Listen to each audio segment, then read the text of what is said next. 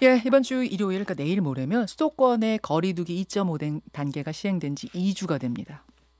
어떠셨어요, 여러분? 참 시민들 불편하셨죠? 불편하셨어요. 우리 불편도 불편이지만 자영업자, 소상공인들은 얼마나 고통스러우셨습니까? 그 고통스러운 시간을 잘 버텨주셨습니다. 참 고마운 분들이에요. 그 효과 덕분인지 일단 200명대는 벗어났습니다. 제가 추이를 한번 읽어드릴게요. 9월 2일 0시 기준 267명 하루 확진자이던 것이 다음 날 195명, 198명, 그 다음 날 168명, 167명, 119명까지 떨어졌다가 9월 8일에 살짝 올라가요. 136명, 156명, 그리고 어제 155명. 이렇게 되자 애매합니다. 이제 고민이 되는 거죠. 2.5단계를 여기서 끝낼 것인가? 아니면 조금 더 가야 할 것인가? 지금 고심 중이고요. 주말에 확정을 한다고 합니다. 전문가 의견을 먼저 들어보죠.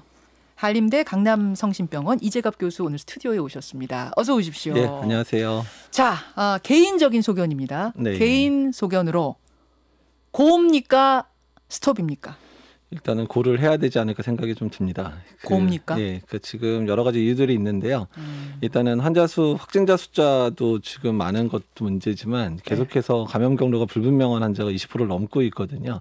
그렇다는 얘기는 지역사회 내에 우리가 알지 못하고 있는 그런 감염자, 그러니까 잔존 감염자로부터 표현을 하기도 하는데 그런 감염자들이 꽤 많을 거라고 예상이 좀 되는 상황이고요. 그러니까 그런 분들로 인해서 지금 집단 발병들이 뭐 병원이라든지 직장이라든지 이런 이게 일상생활과 연관돼 있지만 아주 중요한 곳에서 확진자가 계속 늘어나고 있어서 조금 더 이제 좀 그 발병의 수준 정도를 낮추어야 그래야 좀 안정적인 상황을 맞이할 수 있지 않을까 생각을 좀 하고 있습니다.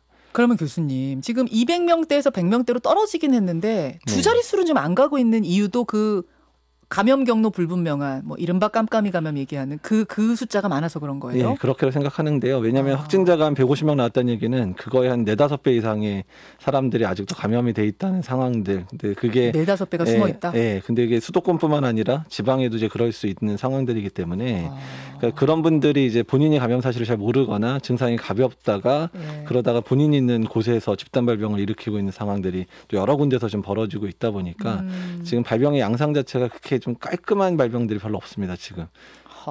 초기에 똑 떨어지는 어떻게 해서 어떻게 옮고 이게 탁 떨어지는 감염이 그리 많지 않아요? 네, 많지 않다라고 좀 역학조사하시는 분들 얘기가 계속 그렇거든요. 그러다 보니까 그러니까 이제 지금 상황에서 만약에 섣부르게 단계를 완화했다가는 확진자 숫자가 다시 늘어날 수 있는 상황이 돼서 지금의 상황이 그러니까 확 많이 늘진 않을 거겠지만 200-300명대 정도 수준이 뭐 계속 오래 갈 수 있는 그런 상황들이 될 수 있을까 봐 그래서 아예 좀 확 떨굴 수 있게 좀 강하게 좀 갔다가 그러고 갔으면 좋겠다 이런 생각을 하는 거고요. 그러면 그 확 떨굴 수 있는, 그러니까 스톱할 수 있는 기준선을 어느 정도로 잡고 계세요? 일단 이제 사실 확진자 수에 너무 집착하면 안 되기는 하지만 적어도 100명 이하로 떨어지게 되면 역학조사에서 충분히 추적할 수도 있을 뿐더러 또 확진자 수가 주니까 이제 병상들 특히 중환자 병상들이 지금 거의 꽉 차가고 있거든요. 그래서 이제 그런 부분들을 좀 완화시킬 수 있는 측면들도 있으니까 두 자릿수. 이제 두 자릿수 그리고 이제 감염 경로 불분명한 경우를 적어도 10% 미만까지는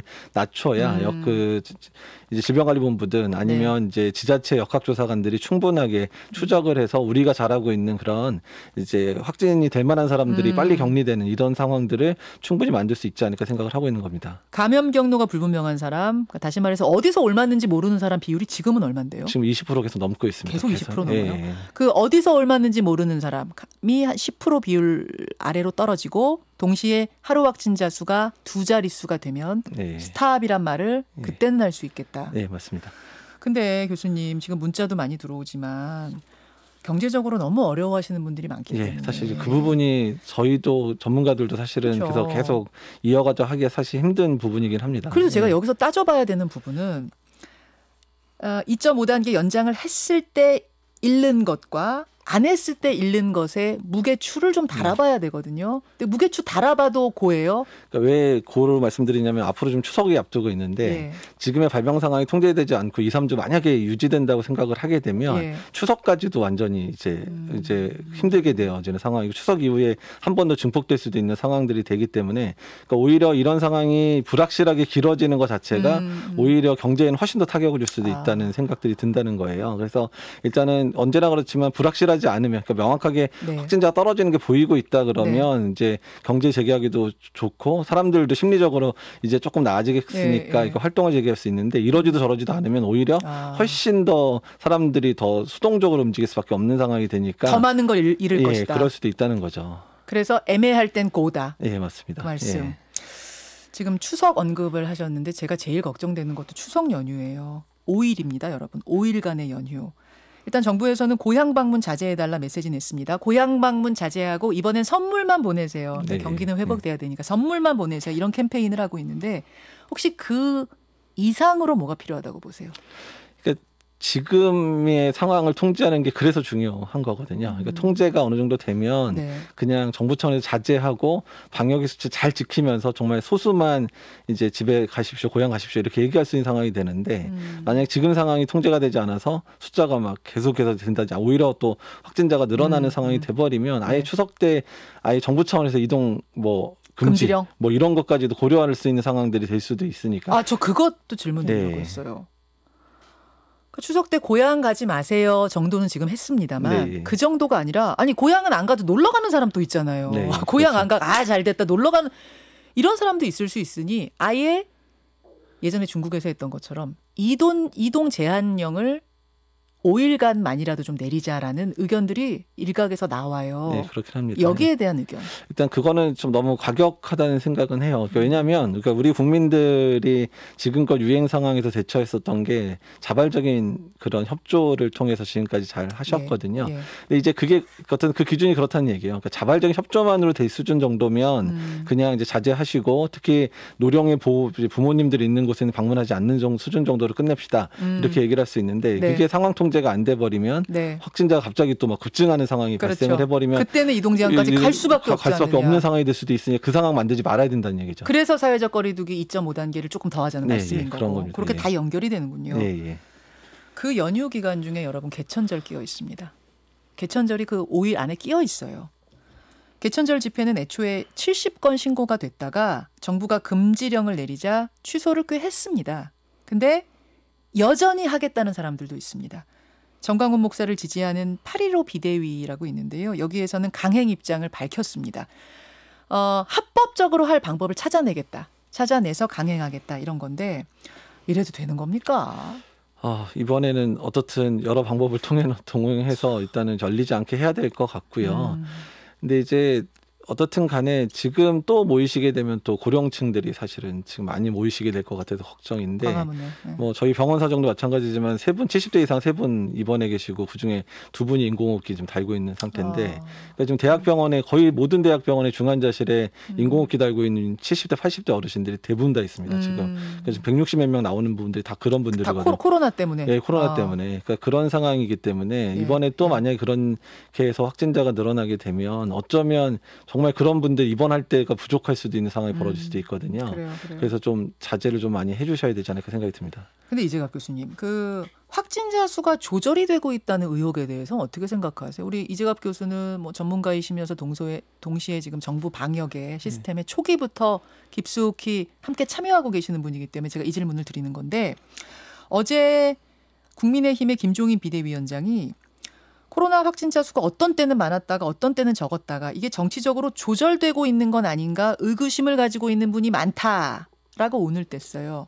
즉 검사를 많이 하고 적게 하고 이런 방식으로 수를 조절하고 있는 거 아니냐 정치적으로 어떻게 생각하십니까? 근데 이제 선별진료소를 운영을 저희도 좀 하고 있기는 한데 그러니까 선별진료소를 보건소나 병원들이 운영을 하고 있는데 그 검사 숫자를 조절하려면 선별진료소에서 넌 검사 받지 말고 너는 검사하고 뭐 이런 식으로 선별했는데 그러진 않거든요. 증상 있는 분들은 다 선별검사 진료소에서 검사를 하고 있는 상황인데 다만 국민들이 반응이 좀 다른 거예요. 그러니까 확진자 수가 적을 때는 그러니까 이제 그 부분이 사실 느슨해진 측면이지만 그러니까 확진자 수가 적으면 내가 좀 감기 증상이 있고 좀 안 좋아도 안 가는 거, 안 오시는 거죠. 그러니까 그런데 이제 지금처럼 확진자 숫자가 늘어나게 되면 나도 그럴 수 있지 않을 거다. 그러니까 경각심이 확 살아나니까 조그만 증상이 있어도 다 와서 검사를 받으시게 돼요. 그때 확 늘어나는군요. 검사 받는 검사가 당연히 일어나죠. 그러니까 당연히 그 확진자 뭐 10명, 5명 이럴 때 하고 지금 상황 완전히 다르고 또 지금 같은 경우는 지금 사회적 거리 단계까지 올라가 있는 상황이어서 지금 상황에서 자기가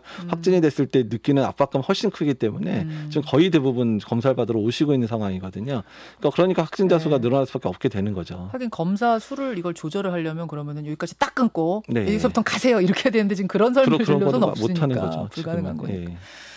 그나저나 요즘 트윈데믹 저 이런 말 많이 들었는데 어려워요. 트윈데믹 이게 뭐예요? 약간 이제 한국에서 만든 이제 우리나라에서 만든 신조어예요? 신조어 같은 건데, 그러니까 인플루엔자하고 코로나19가 같이 유행하는 상황들이 가장 위험하다. 독감과 코로나가 동시 유행. 동시. 그래서 이제 근데 다만 이제 좀 그 긍정적인 사인하고 부정적인 사인 두 가지가 있는데, 그러니까 긍정적인 사인은 이미 겨울을 나고 있는 뭐 호주라든지 이런 남반구 같은 경우는 사회적 거리두기가 강조됐기 때문에 같이 인플루엔자 유행도 줄었어요. 그래서 전년도에 한 4분의 1 수준까지 거의 80% 정도까지 인플루엔자 환자가 줄긴 줄었거든요. 독감 유행도 줄었어요. 독감 유행도 같이 줄긴 했습니다. 근데 다만 이제 북반구가 이제 인구 밀도도 높고 또 지금 조금씩 국가 간의 이제 교류가 이제 활성화되기 시작하고 있잖아요. 그러니까 어차피 인플루엔자도 외국에서 이제 유입되고 이러면서 이제 확산되는 상황이니까.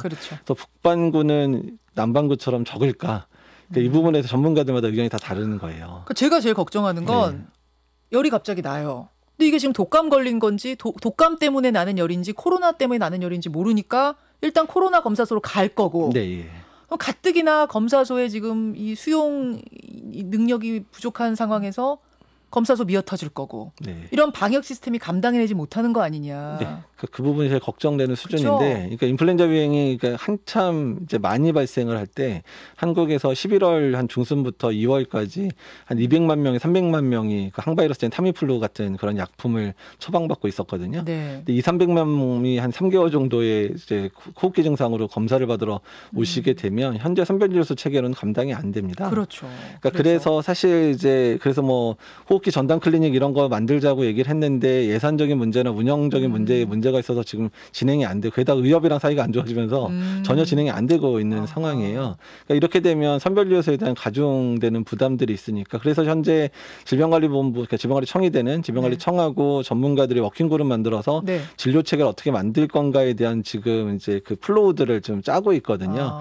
그래서 이제 검사 없이 일단은 호흡기 증상이 있으면 타미플루 먼저 처방을 한다든지 그리고 그래서 하루 이틀 내에 안 나오면 코로나 검사를 이제 선별진료소가 한다든지 거꾸로 매뉴얼을 만들어야겠네요. 그 매뉴얼을 만들어서 그런 진료 상황에 맞는 것들을 만들어야 되고요. 그러니까 이 부분에 있어서 빨리 지금 이제 조정이 돼야지 11월 이후로 준비하는데 그 부분에 있어서 약간 조금 늦어지고 있는, 또 이번에 2차 유행 때문에 늦어지고 있습니다. 조금. 독감 접종 다 맞을까요? 그러니까 다 맞으면 좋겠는데 근데 지금 물량이 지금 그러니까 전년도보다 한 500만 개 이상 더 준비를 해서 3천만 개까지 준비를 했는데 우리나라 인구 5천만이 넘잖아요. 그러니까 다는 못 맞는다는 얘기예요. 그리고 그중에 1,900만 개가 이미 무료 접종 대상, 그러니까 국가에서 무료 접종 대상이 정해져 있어서 시중에는 한 1,000만 개에서 1,100만 개 정도만 풀려요. 그러니까 그래도 이제 그 1,100만 정도를 맞추려면 그래도 더 먼저 맞아야 되는 분들이 맞으셔야 되잖아요. 특히 만성 질환자분들, 특히 그러니까 그런 분들이 맞으셔야 되기 때문에 이제 그런 부분 고려할 때 그러니까 젊고 건강한 분한테 싹 다 맞으세요. 이 얘기는 또 못 하네요. 지금 물량이 안 돼서. 물량이 안 되니까. 그래서 젊고 건강한 분들한테 좀 양보를 해달라고 부탁하는 상황이 되는 거예요. 오히려 양보해 주세요가 됐네. 시간이 한 1분 30초 남았는데 이거 하나 질문 드려야겠어요. 백신 얘기. 아스트라제네카. 영국 옥스포드사와 영국의 제약회사 아스트라제네카가 같이 만들어서 제일 기대했던 백신인데 네, 예. 임상 실험이 중단됐어요. 네. 한 명이 부작용을 나타내서 이거 어떤 상황으로 봐야 돼요? 일단 2단계 연구에서 그러니까 이번 3단계 연구에서 발생된 건 아니고요. 네. 2단계 연구에서 참여했던 분이 횡단성 척수염이 의심된다 이렇게 받고 아마 회복돼서 퇴원할 거라고 얘기는 들었는데 이게 워낙에 백신 나올 때마다 계속 이슈가 됐던 부작용이에요. 이거 혹시 백신 맞아 생기는 게 아니냐. 근데 지금까지 결론들은 이건 백신과 관련돼 있다기보다는 네. 그런 바이러스 자체에 의한 감염에 의해 생기는 거다라고 해서 백신 문제는 아닌 걸로. 백신 연관성 아닌 거라고 이제 이전에 다행이네요. 있는 백신에서는 얘기가 나왔는데 그래도 발생할 때마다 이슈가 되거든요. 그렇죠. 그리고 이 백신 자체가 지금 다른 바이러스를 감염시켜서 만든 거니까 혹시 그 바이러스에 의해서 생기는 건 아니냐에선 논란이 있어서 이거는 이제 독립된 위원회에서 이게 연관성 있는지 없는지 판정을 하고 연관이 없다 그러면 다시 3단계가 시작이 될 아직 겁니다. 모르는 거네요, 그러면. 예. 근데 이제 한 1, 2주 정도의 조사 기간이 필요할 것 같긴 합니다. 아유, 조사 좀 괜찮게 나와서 긍정적으로 나와서 계속 개발이 진행됐으면 좋겠습니다. 예, 사실 이 백신이 공공 백신 형태 개발돼서 가장 전 세계적으로 기대되는 백신이거든요. 맞아요. 네. 네. 여기까지 이재갑 교수님 고맙습니다. 예, 감사합니다. 김현정의 뉴스쇼는 청취자 여러분의 참여로 이루어집니다. 트위터, 페이스북, 레인보우 게시판, 그리고 단문 50원, 장문 100원의 유료 문자 샵 1212, 우물정 1212 통해 참여하실 수 있습니다. 김현정의 뉴스쇼, 여러분과 함께 만듭니다.